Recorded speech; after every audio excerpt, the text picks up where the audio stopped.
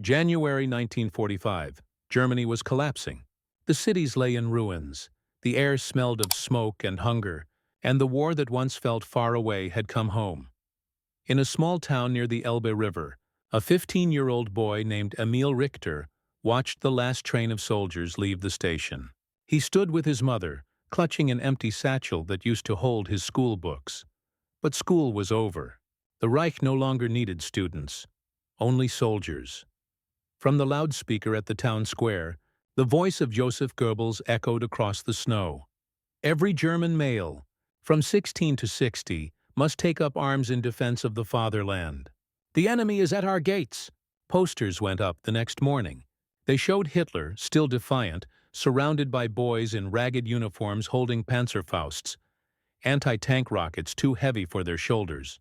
The caption read, "Youth defends the future." They came for Emil 2 weeks later. Men in black armbands and old army caps, veterans of lost battles, walked from house to house with papers in hand. His mother tried to hide him. "He's only 15, she said. "He can't even hold a rifle." But the officer didn't look up. 15 is old enough to die for his Führer. That night, Emil packed what little he had.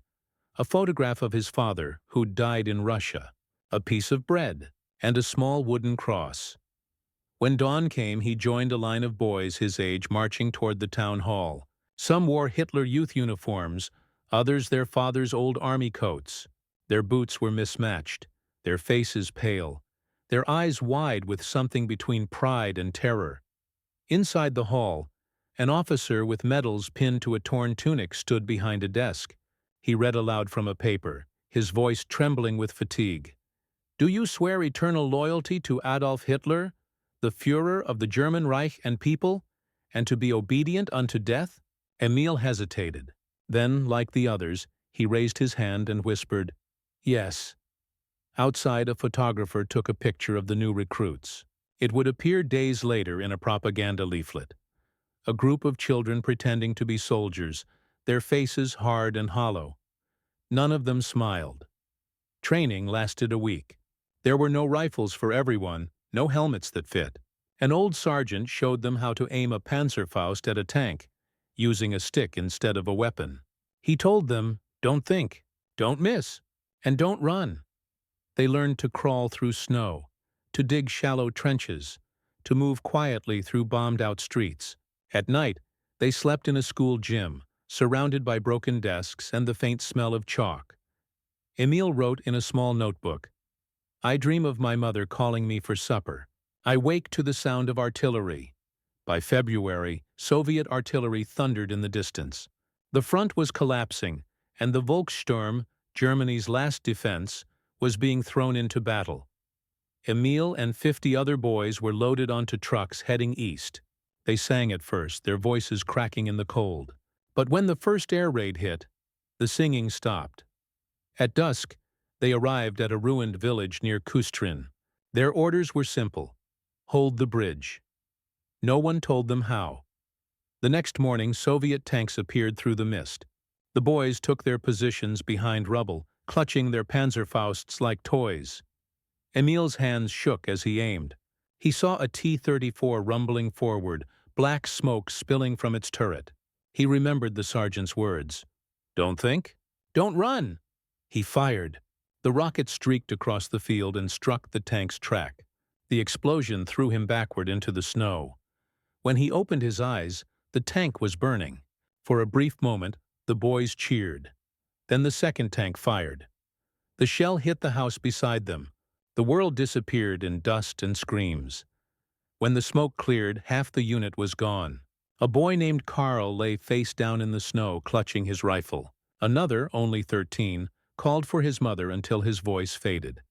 Emil crawled toward the ditch and hid until nightfall. He could hear Soviet soldiers shouting in the distance.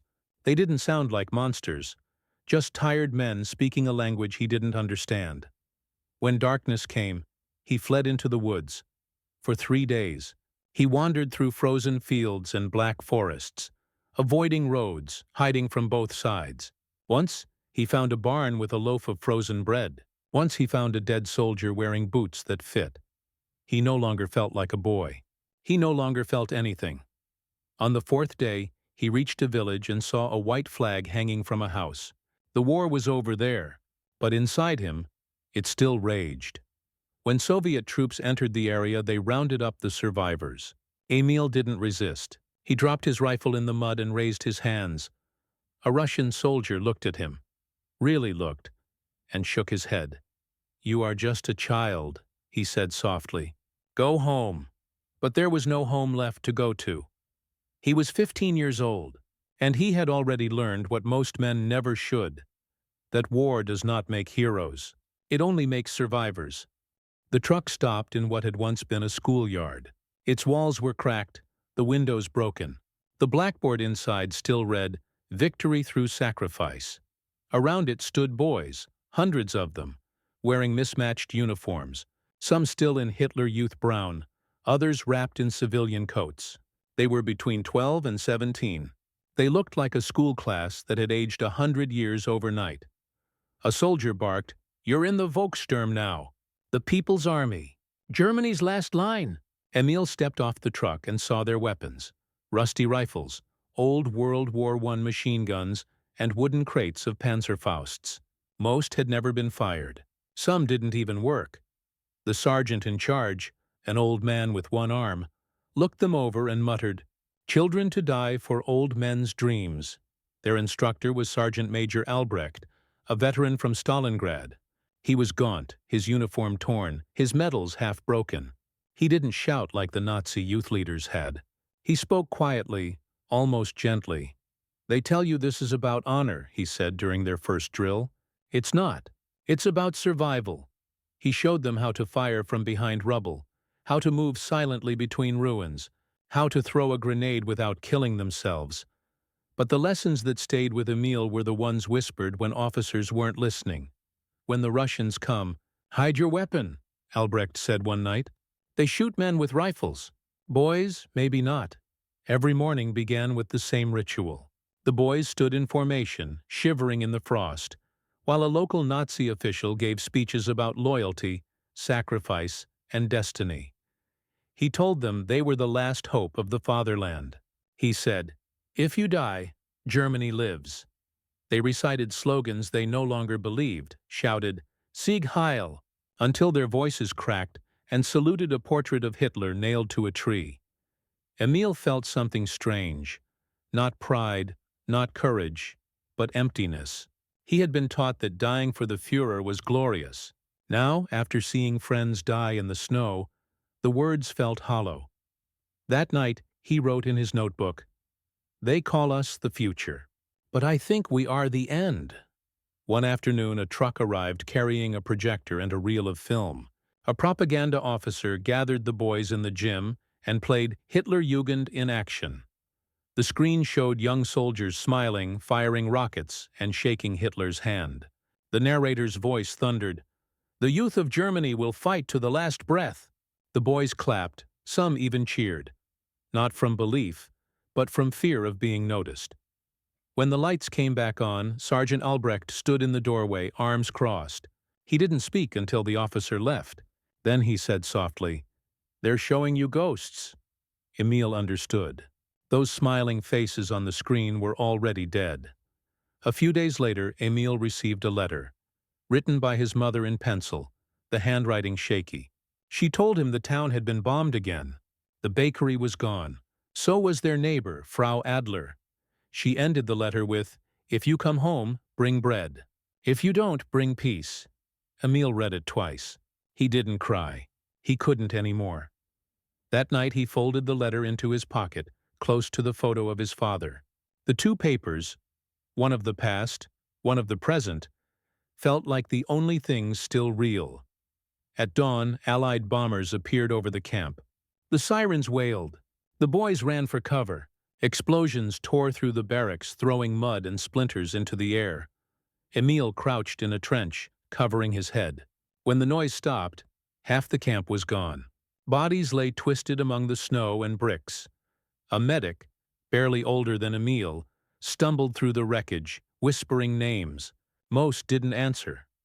After that day, no one spoke about victory again. Weeks later, rumors spread.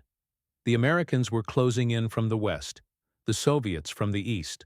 Commanders shouted about fighting to the last bullet, but their eyes betrayed them.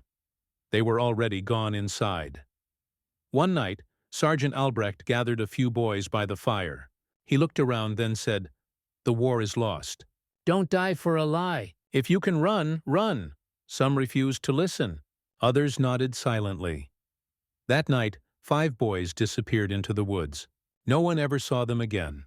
The next morning, their names were erased from the roll call, as if they had never existed. One afternoon, a village priest came to bless the unit.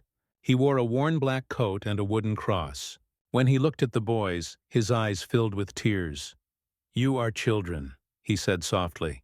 "God never meant you for this." The officer beside him scowled and shouted, "Father, they are soldiers of the Reich." The priest turned to him and replied, "Then the Reich is already damned." He was arrested that night. The boys never saw him again. But his words stayed with Emil like a shadow. One morning in March 1945, while marching to dig anti-tank trenches, Emil saw something that shattered whatever belief remained in him. A column of prisoners, old men and women in striped uniforms, walked past the road, guarded by SS troops. They were thin as skeletons, their eyes sunken, their steps slow. One stumbled and fell.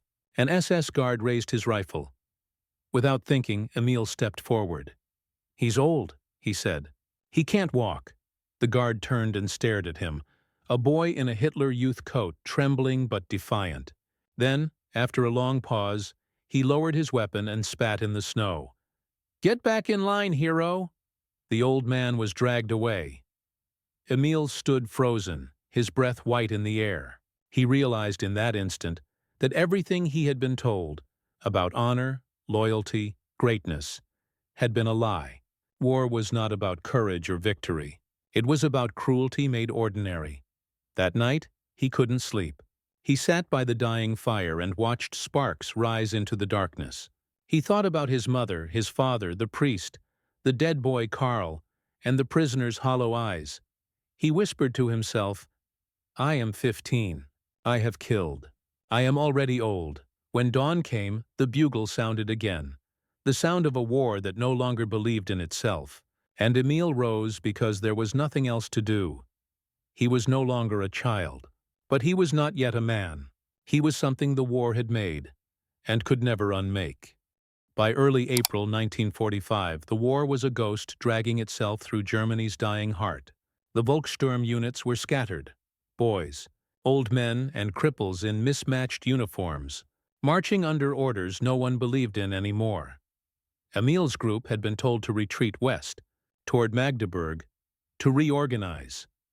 No one said what they were reorganizing for. The Reich was gone in all but name. As they walked through burned-out villages, they saw the end everywhere, in the eyes of the refugees, in the empty windows, in the silence that followed every air raid. A boy named Otto, barely 14, dragged a rifle taller than himself. He asked, "Do you think the Führer will save us?" Emil didn't answer. He just kept walking. The roads were crowded with the remnants of a collapsing nation. Civilians pushing carts, soldiers limping home, horses pulling wagons of corpses. Everywhere, white flags fluttered from windows. A quiet surrender to reality. Emil's unit passed a group of SS men hanging deserters from roadside trees. The bodies swayed gently in the wind, boots touching the dirt. A sign hung from one boy's neck. "Coward," Sergeant Albrecht whispered. "That's what loyalty looks like at the end." They didn't stop walking. No one did. By the second week, half their group had vanished, some killed by air raids, others by cold or fear. Commanders barked orders without maps, shouting about holding the Elbe or protecting the Reich's heartland. But there was no heart left to protect. When a messenger arrived on a motorcycle, his uniform covered in mud, he handed Albrecht a folded piece of paper stamped with the eagle of the Reich. The sergeant read it silently, then crumpled it in his hand. "Berlin has fallen," he said quietly. "The Führer is dead." The boys stared at him, not knowing how to react. Some gasped, others stood still. Otto whispered, Then why are we still marching? No one answered. 2 days later, they reached a crossroads outside a small village. There, they met an SS detachment. Men in black uniforms, faces pale and hollow, still pretending the war could be won. Their officer demanded to know why Albrecht's group was retreating. When he heard they were heading west, he accused them of cowardice. "Retreat is treason," he shouted.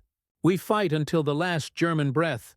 He pointed to one of the boys, a frail 17-year-old who had thrown away his rifle during a bombing raid. "You, pick up your weapon." The boy shook his head. "There's no point. It's over." The SS officer drew his pistol and shot him where he stood. The sound echoed through the empty fields. No one moved. The boy's body crumpled into the mud, eyes still open. Emil felt something break inside him. Quietly, completely. Albrecht stepped forward and said, "We'll fight." "Herr Officer!" The SS man holstered his gun and rode away, leaving them with the corpse. That night, they buried the boy beneath a broken fence. Emil whispered over the grave, "We will not die for you." After that day, they stopped following orders. They moved by night, hiding by day, avoiding both the Allies and the SS. The line between enemy and friend had vanished. The only enemy now was the war itself. Food was scarce. They scavenged from abandoned farms, ate frozen potatoes, boiled water from ditches. The younger boys cried at night. The older ones stared into the fire without speaking. Every step west felt like walking out of a nightmare that refused to end. Near the Elbe River, they stumbled upon a group of wounded soldiers, men from the Ninth Army, trapped and desperate. One of them, his arm bandaged in rags, told them the Soviets were only a few miles behind. "They shoot everyone," he said. "Even boys." Albrecht sighed. "Then we go west. The Americans are better." That night, while crossing a field under the moonlight, they saw tracer fire in the distance, green and red streaks cutting through the darkness. The front was moving like a living storm, swallowing everything in its path. Emil whispered, "Maybe if we just keep walking, we'll walk out of the war." Albrecht looked at him and smiled sadly. "No one walks out of war, son. It walks out of you, if you're lucky." On April 25, 1945, they reached the banks of the Elbe. Across the river, they could see explosions, the final battles of the Reich. The bridges had been destroyed. Dead horses floated in the water. The air smelled of oil and decay. Some soldiers tried to swim across. Most drowned. Emil watched as one boy, no older than 13, jumped into the river clutching his rifle. The current took him instantly. Albrecht put a hand on Emil's shoulder. "Throw that thing away," he said, nodding to Emil's rifle. "You'll never need it again." For a long moment, Emil hesitated. Then he let the weapon fall into the water and watched it sink. It was the first choice he'd made on his own in months. 2 days later, while hiding in a barn near the riverbank, they heard engines, not tanks but trucks. The sound was different, smoother, heavier. Albrecht peeked through a crack in the wall and whispered, "Americans." A jeep appeared on the road, followed by soldiers in strange helmets, chewing gum and carrying radios. They didn't look like the monsters the propaganda films had promised. They looked like men who were tired, but alive. One of them saw the barn door move. He shouted something. Emil froze. Albrecht stepped out first, hands raised. Then the boys followed. The American soldier aimed his rifle, then lowered it slowly when he saw their faces. "Jesus," he muttered. "They're kids." He waved them over. They were given water, biscuits, and cigarettes. None of them spoke. For the first time in years, Emil didn't feel afraid. He just felt empty. That night, under an American guard, Emil lay on the grass beside the road. He looked up at the stars, the same sky he had seen as a schoolboy, before the uniforms, before the lies. He thought of his mother's letter. "If you come home, bring bread. If you don't, bring peace." He had brought neither. But he was alive. And somewhere inside that hollow shell of a soldier, the boy he used to be took his first breath again. At dawn, the Americans took them to a refugee camp. They were given soup, blankets, and silence. One of the U.S. soldiers looked at Emil and said, "You're free now." Emil nodded but didn't answer. He didn't know what free meant anymore. He was 15 years old. He had walked across a dying nation. He had seen men kill children and children kill men. And now he was alive. A soldier without a war. A boy without a childhood. The war didn't end with peace. It ended with fences. After surrendering to the Americans, Emil and dozens of boys like him were taken to a makeshift prisoner of war camp outside Hanover. It wasn't much more than a field ringed with barbed wire, with tents pitched over mud and ditches serving as toilets. The guards were mostly young Americans, polite, cautious, and tired. They didn't beat or mock them. They just pointed rifles and said, "Stay behind the wire." For the first few nights, Emil couldn't sleep. The silence felt heavier than the artillery ever had. The war's noise had been terrible, but it had meant life, movement, chaos, something to hold on to. Now there was only the sound of men breathing and the creak of the wire in the wind. He wasn't sure which was worse. On the third morning, the guards ordered everyone to remove their uniforms. No exceptions. The boys hesitated, not out of loyalty but confusion. The gray cloth had been their second skin, their identity. To take it off felt like stepping out of everything they'd been told they were. When Emil peeled away his tunic, a patch of dried blood flaked from the collar. Someone laughed bitterly nearby. A boy muttered, "We're not soldiers anymore. We're nothing." The Americans burned the uniforms in a pit. The flames flickered across the faces of hundreds of boys, all stripped down to shirts and trousers, watching the fire devour the symbols of their youth. Emil stared at the smoke curling into the sky and thought, "That's what the Reich looks like now." Food was scarce. The Americans fed them what they could. Canned rations, thin soup, stale bread. But there were too many mouths, too many bodies. Some boys fought over crumbs. Others simply stopped eating. A few whispered prayers to gods they had stopped believing in years ago. Emil shared what little he got with Otto, the smallest boy in their group, whose hands trembled whenever thunder rolled. He reminded Emil of his younger brother, who died before the war began. When Otto couldn't sleep, Emil told him stories of their village, of school, of summer days before uniforms and drills. Otto would listen with wide eyes and ask, "Do you think we can go home?" Emil would always pause before answering, "Maybe, if home still exists." One of the guards, a tall American with a scar along his chin, started visiting their section of the camp more often. His name tag read Sergeant Miller. Unlike the others, he didn't shout or threaten. He spoke in slow, careful German, broken but kind. One afternoon, he crouched beside Emil and pointed to the burned patch where the uniforms had been destroyed. "That was Nazi?" he asked. Emil nodded. "Yes, but we didn't choose it." Miller studied him for a moment, then said quietly, "No one chooses the world they're born in. But you can choose what you do after." It was the first time anyone had spoken to Emil like he was more than a prisoner. For days he thought about that sentence. He didn't fully understand it. But it stayed with him. Every week they were allowed to write letters home. Most went unanswered. The postal service was broken. Towns destroyed, families scattered across the ashes of Germany. Emil wrote to his mother every Sunday. Each time, the same line, "I am alive. Please be safe." No reply ever came. The absence of ink became heavier than any words could have been. One night, while sitting by the fence, Emil spoke quietly to Sergeant Albrecht, who had survived the march but grown thinner by the day. His eyes were sunken, his face pale. "I killed someone," Emil said suddenly. "A man in a tank. I didn't even see his face." Albrecht didn't look surprised. He just nodded slowly. "That's war, Emil. But it doesn't feel like war anymore. It just feels wrong." The old soldier sighed. "You're lucky. When you can still feel it's wrong, it means you haven't lost your soul." Then he coughed, a dry, painful sound, and whispered, "Hold on to that, boy. They took everything else. Don't let them take that too." A week later, Albrecht died in his sleep. They buried him in a shallow grave behind the camp fence. No ceremony, no music, just silence and dirt. Emil placed his notebook beside the grave for a moment before taking it back. He couldn't let go of the last voice of sanity he'd known. Months passed.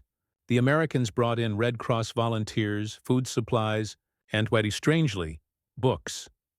They set up a tent labeled Education. Inside were chalkboards, paper, and a few civilians who spoke German. Emil went out of curiosity. He didn't expect to learn much, but when he opened a book titled The History of the War, everything he had believed began to unravel. Photographs filled the pages. Concentration camps, mass graves, people who had been erased by the words enemies of the Reich. He stared at the images for a long time. At first he refused to believe them. Then he wanted to scream. One of the teachers, a gray-haired woman in a Red Cross armband, saw the look on his face and said gently, "You were lied to. All of you," Emil whispered. "But we believed we were saving Germany."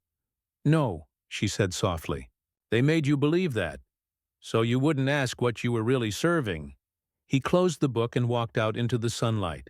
The world seemed heavier now, like gravity itself was pressing down on him.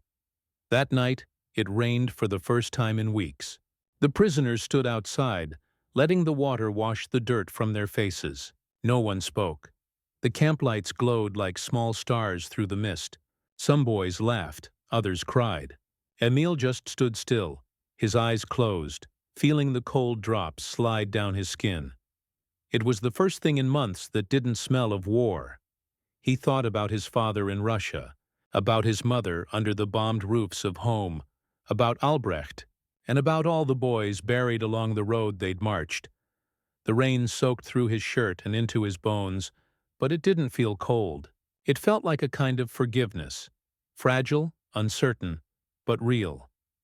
By autumn 1945, the Americans began releasing some of the younger prisoners. When Emil's name was called, he stood at the gate holding nothing but his notebook and his mother's last letter. Sergeant Miller was there. He handed him a loaf of bread and said in slow German, "Go live now." "You've done enough dying," Emil nodded. "Thank you, sir." He hesitated, then asked, "Do you think people will forgive us?" Miller sighed. "Maybe, but first you must forgive yourself." Emil didn't answer. He just walked down the road, the same kind of road he had marched on months ago, only now there were no orders, no flags, no lies. Just the long silence of a country trying to learn how to breathe again. He was 15 years old, no longer a soldier, no longer a believer, just a boy, walking toward a home that might not exist and a future he didn't yet understand. But this time, he walked of his own choice. The train that carried Emil home was little more than a chain of broken freight cars. Rusted, cold, filled with soldiers, widows, and orphans. The air smelled of coal and unwashed bodies. No one spoke loudly. Every face looked like it had seen something too big to ever forget. Emil sat by a cracked window, watching the landscape pass. Fields turned to graveyards, villages flattened to dust. Every few kilometers, the train slowed for bombed bridges or burned-out stations.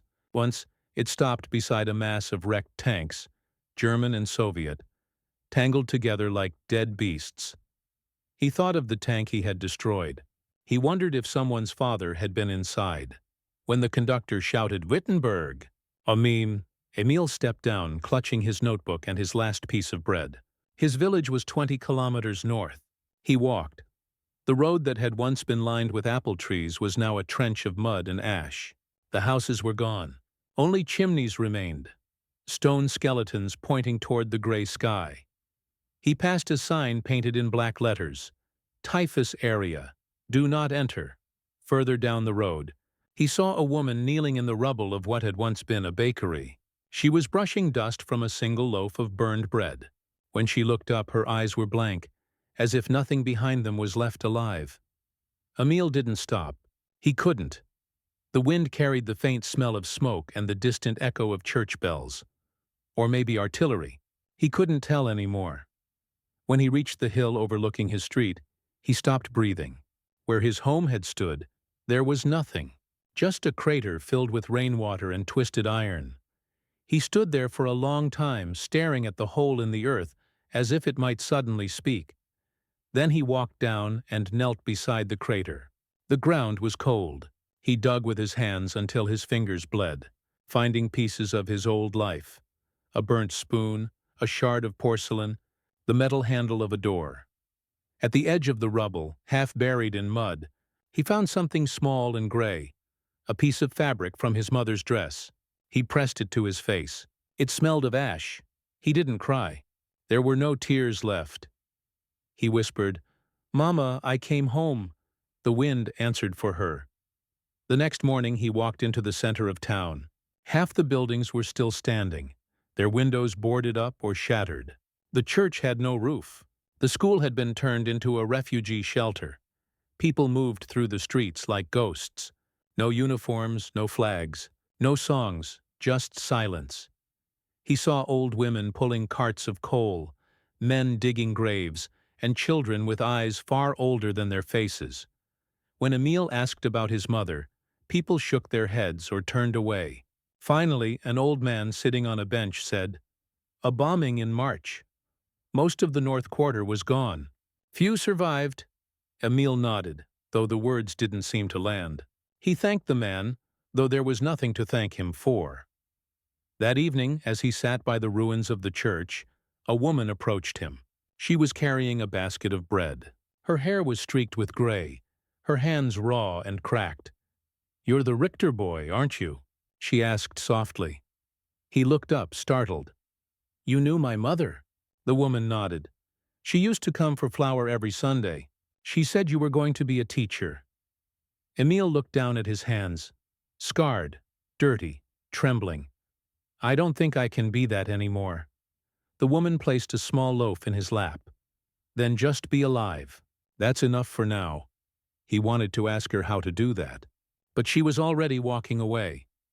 That night, he slept inside what remained of the church. The roof was gone, but the cross still stood, silhouetted against the stars. He lit a small candle from his pocket and placed it near the altar. Around him, the silence of the town pressed in, deep and endless. He opened his notebook and began to write for the first time since the camp. "They told us the fatherland would last 1,000 years. It lasted 12. They told us we were the chosen ones. We were only children. They told us to fight for honor. We fought for nothing." The candle flickered, and for a moment the shadows looked like faces. His friends, his mother, Albrecht, all watching him. He whispered, "I don't want to forget you, but I can't carry you forever." Then he blew out the candle. In the following days, Emil helped rebuild what little remained. He cleared rubble, fetched water, and repaired fences for food. No one asked where he'd been. Everyone had been somewhere terrible. One afternoon, a man in civilian clothes arrived in town. A journalist from Hamburg documenting the ruins. He saw Emil hauling bricks and asked, "Were you a soldier?" Emil hesitated. "I was a boy." The man nodded slowly. "Same thing in this war." He offered Emil a cigarette, which the boy refused. Then he asked, "If you could say one thing to the world, what would it be?"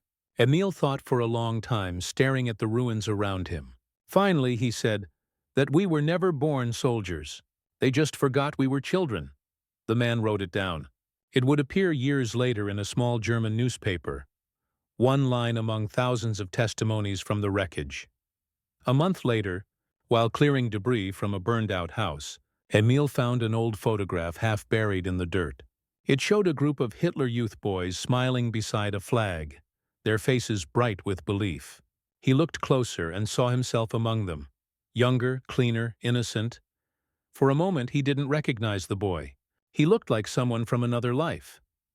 Emil folded the picture carefully and tucked it into his notebook, not out of pride, but as proof that he had once been someone else.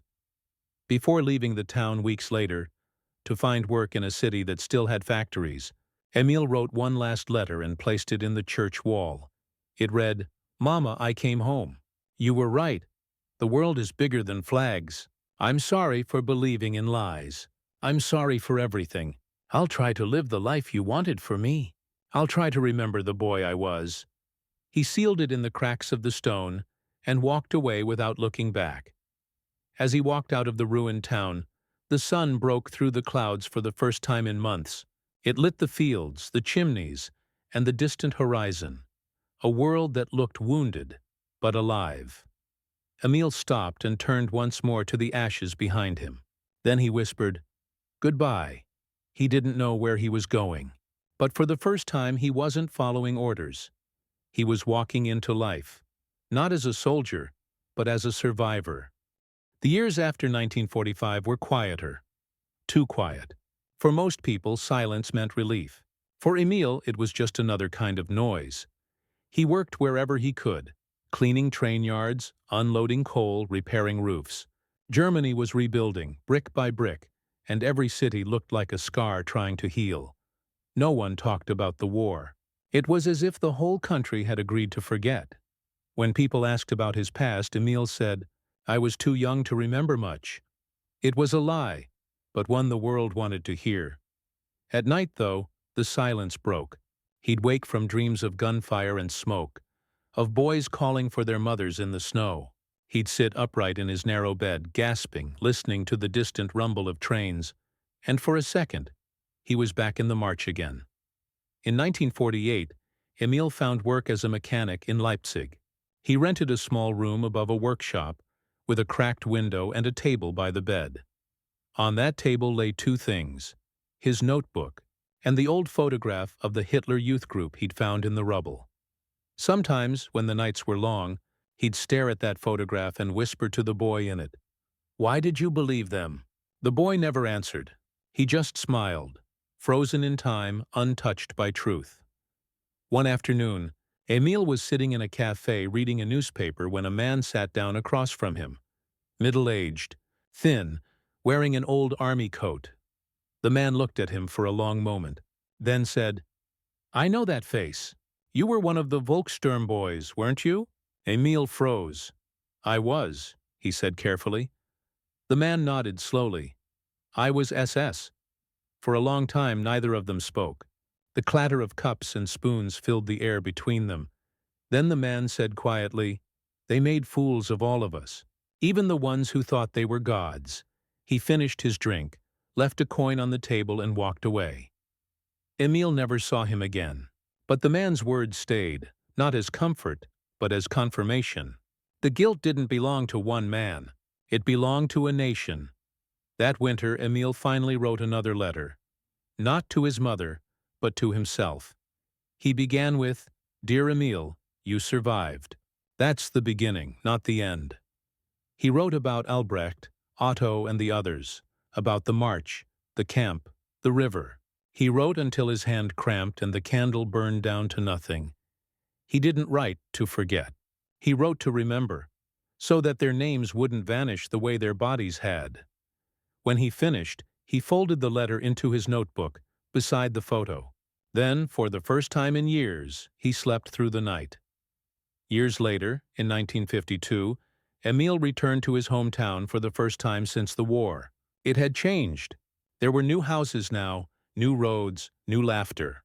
But the church still stood, repaired with mismatched bricks, and inside the wall near the altar was the letter he'd hidden years ago. He found it still there, tucked between stones, yellowed but intact. He didn't take it out. He just touched the corner of the page and whispered, "I kept my promise, Mama." Outside, he heard children laughing. Real laughter, not the mechanical shouts of drills and orders. It made him smile, though it hurt. He realized how different it sounded when it wasn't forced. In 1955, Emil became a teacher, not of war, but of history. He never wore a uniform again. His classroom was small, the desks scratched, the windows drafty. But when he stood in front of those students, some the same age he had been when the war took him, he felt something close to peace. He never told them about himself. But when he spoke of the war, he didn't use words like glory or honor. He said things like hunger, fear, and waste. Once a boy asked, "Sir, were you a hero in the war?" Emil paused, then answered, "No. I was a survivor. Heroes die young. Survivors grow old enough to wish they hadn't." The classroom fell silent. The students didn't fully understand. Not yet. But one day they would.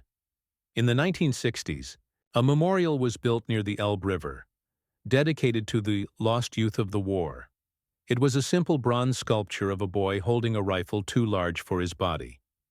Emil attended the ceremony, standing in the back of the crowd. He didn't clap when speeches were made about courage or sacrifice. He just stared at the statue, at the hollow eyes that looked so much like his own once had. When the crowd dispersed, he stayed behind. He took a small notebook from his pocket and placed it at the base of the statue. Inside it were his writings, his story, the story of the others, the truth that history books would never fully tell. He whispered, "This is for them, for the boys who didn't come home." Then he turned and walked away. That night, he dreamt again, but not of war. He saw himself as a child, running through the fields before the sirens ever sounded, before the posters, before the uniforms. The sun was warm, and somewhere his mother's voice called his name. He turned toward it, smiling, and when he opened his eyes, the world was quiet. But not empty. For the first time, the silence didn't hurt. Years later, when Emil was an old man, a journalist came to interview him for a book about the final days of the Reich. The young reporter asked, "Do you forgive the men who sent you to war?" Emil thought for a long time. Finally, he said, "Forgiveness is for those who suffered, not for those who caused it. I don't forgive them, but I won't let them own my anger either." The reporter then asked, "And what would you tell today's youth if you could?" Emil smiled faintly. "Don't march for flags, march for people." The reporter wrote that down. It became the closing line of the book. In his final notebook, written in careful, fading handwriting, Emil left one last message before he died in 1988. "I was 15 when I went to war. I was 50 when I finally came home. History will say we were soldiers, but I remember us as boys who never had a chance to grow. Tell our story. Not to glorify us, but to warn you." His students, now adults, would find the notebook on his desk after his death, placed beside that same faded photograph. They published it years later, under the title, "The Boy Who Became a Soldier." By the late 1950s, a new Germany had emerged, rebuilt from rubble, clean streets, new schools, bright flags without swastikas. But beneath the order and the smiles lay a silence thicker than smoke. The children of the war, born after 1945, grew up in homes where history stopped at the front door. They were told about rebuilding, about peace, about progress, but never about what came before. When Emil looked into their young faces from behind his classroom desk, he saw what the world had tried to give them, a chance to forget, and what it had taken, the truth of what forgetting costs. He used to say softly, "You cannot build a future if you bury the past alive." Most didn't understand then, but the silence that filled the air whenever the topic of the war came up, they all felt it. The new textbook spoke of Germany's difficult years, of the conflict that divided Europe, of the mistakes of leadership. But they did not show the camps, or the corpses, or the children in uniform. When Emil tried to go beyond the curriculum, some parents complained. They said the past was over, that their children didn't need to hear about guilt or death or shame. They wanted a Germany of engineers, not ghosts. But Emil refused to lie by omission. He would bring to class an old Panzerfaust, the same kind he had once held at 15. He'd place it on the desk and say, "This was given to a boy who didn't yet know how to shave. They told him it would make him a hero." Then he'd pause and add, "He didn't become a hero. He became a story, one that almost disappeared." The room would always go silent after that. One day, during a teachers' meeting, Emil was approached by a new administrator, a polished man in a gray suit, with neat hair and a pin shaped like an eagle on his lapel. He smiled and said, "Herr Richter, the students respect you, but perhaps it's time to teach them about what makes our country strong again, not what makes it ashamed." Emil looked at him for a long moment before answering, Strength built on forgetting is just weakness waiting to be repeated. The man's smile faded. He left without another word. That evening, Emil walked home through the snow, thinking of the officer who once told him the same thing, that Germany must be strong. He wondered if the war ever truly ended, or if it simply changed uniforms. In 1963, a young journalist came to his school. She was working on a documentary about the Hitler Youth and wanted to interview former members. At first, Emil refused. He didn't want to see his face on film, didn't want to open wounds that had never fully healed. But when she said, "We want to understand how children were turned into soldiers," he agreed. They filmed him in the classroom. In front of the old map of Europe, he said into the camera, "We were told the world hated us, that obedience was honor, that dying for the Führer was living for Germany. But they never told us how to live after." The journalist asked softly, "Do you still dream of it?" He nodded. "Every night. And sometimes, when I wake, I still hear the march." When the documentary aired, people wrote letters, some thanking him, others accusing him of dishonoring his country. He read them all, then burned them in his fireplace. One spring day, after class, a student stayed behind. A quiet boy named Lucas, about 16. He waited until the room was empty, then asked, "Herr Richter, were you one of them? In the war?" Emil hesitated, then nodded. "Yes, I was." Lucas frowned. "But you were just a kid. Why didn't you run away?" Emil smiled sadly.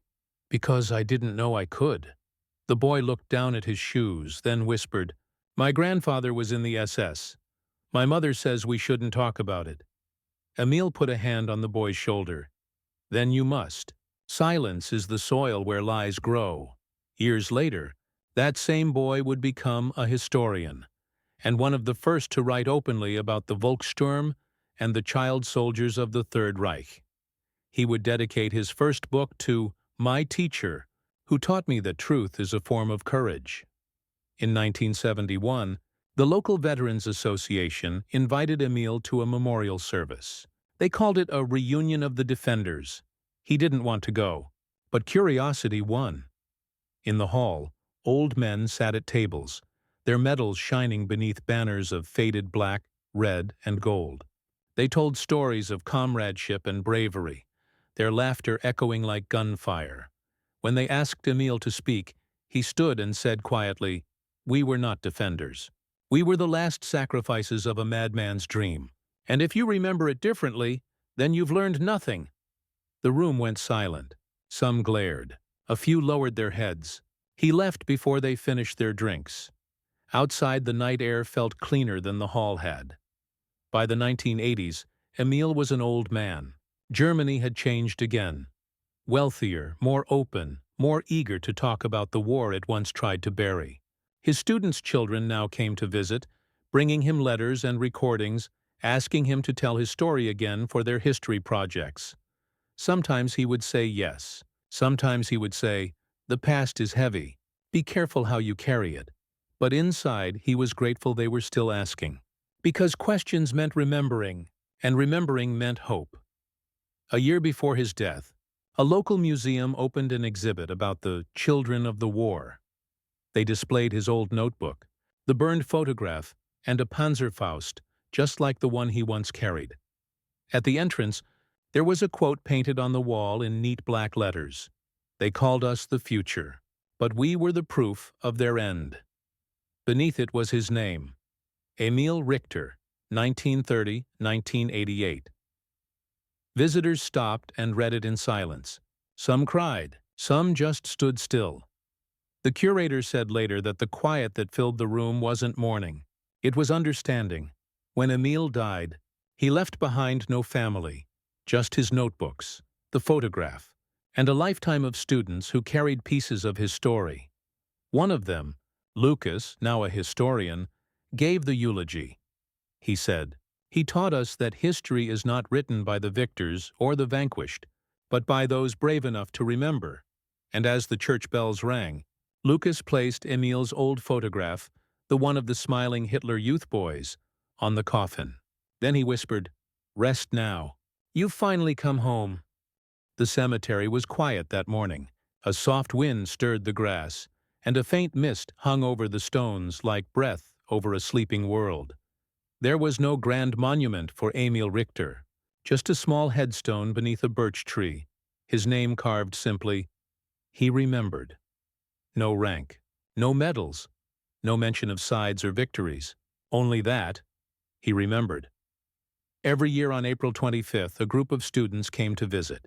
They were children, like he once was, their backpacks filled with notebooks instead of rifles.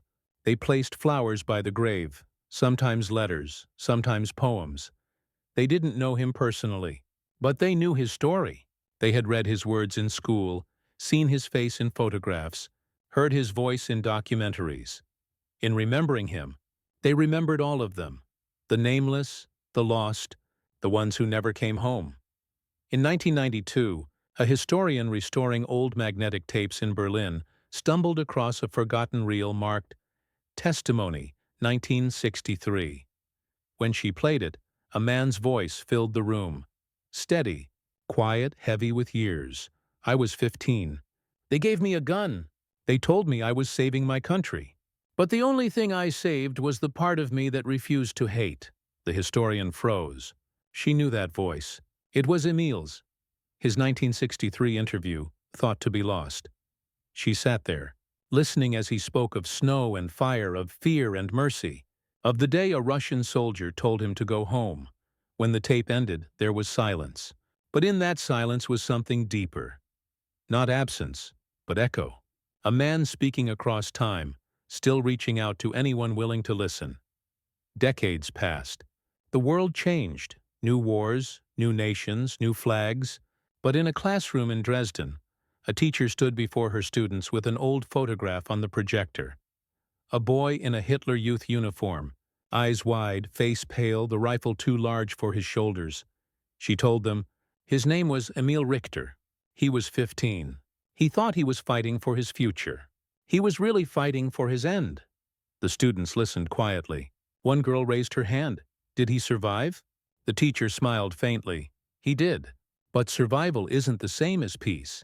At the end of class, she handed out slips of paper. On each was a line from Emil's final notebook.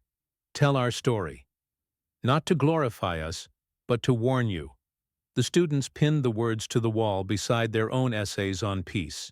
For them, Emil wasn't a ghost of history. He was a mirror, showing what happens when obedience replaces thought, when fear replaces truth. In 2005, a major museum in Berlin opened a permanent exhibit titled "The Children of the Reich." In the center of the room, under soft white light, was a single display. A school desk, a Panzerfaust training manual, and a cracked photograph. Beside it, on a small plaque, it read, "Emil Richter, age 15. Drafted into the Volkssturm, 1945. Survivor, teacher, witness." Visitors stood in silence, reading his diary entries projected on the wall behind the display. "They told us we were the future, but the future was already dead.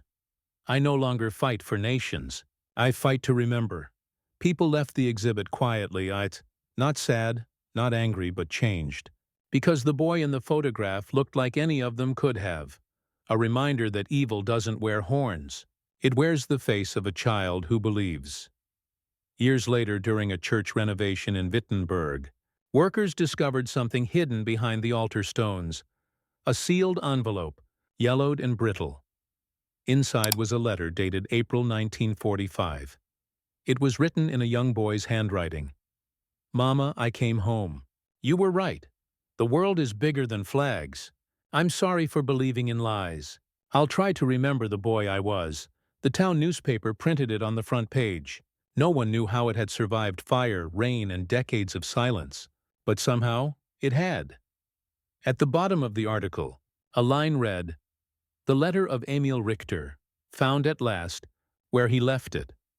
On the 80th anniversary of the end of World War II, crowds gathered along the Elbe River. There were no parades, no generals, no speeches of triumph, just candles, one for every child soldier of every nation. Among them, an old veteran from Poland stood beside a young boy holding a lantern. The boy asked, "Who are we lighting this for?"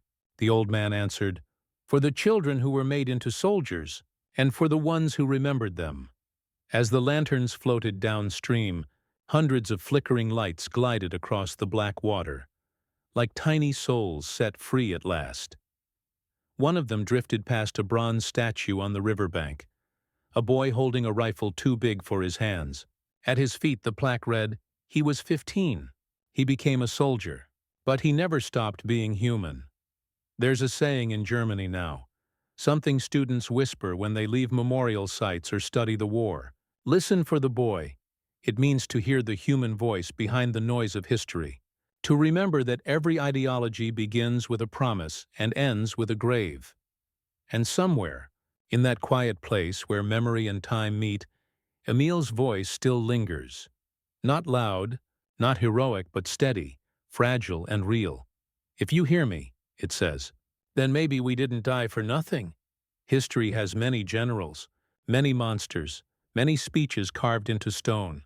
But only a few whispers survive, the kind that pass from one generation to the next, soft but unbreakable. Emil's story became one of those whispers. A boy who became a soldier who became a teacher who became a warning, and long after his body was gone, his words remained, in books, in lessons, in silence. Not a monument of victory, but a monument of truth, because in the end, truth is the only thing that survives war.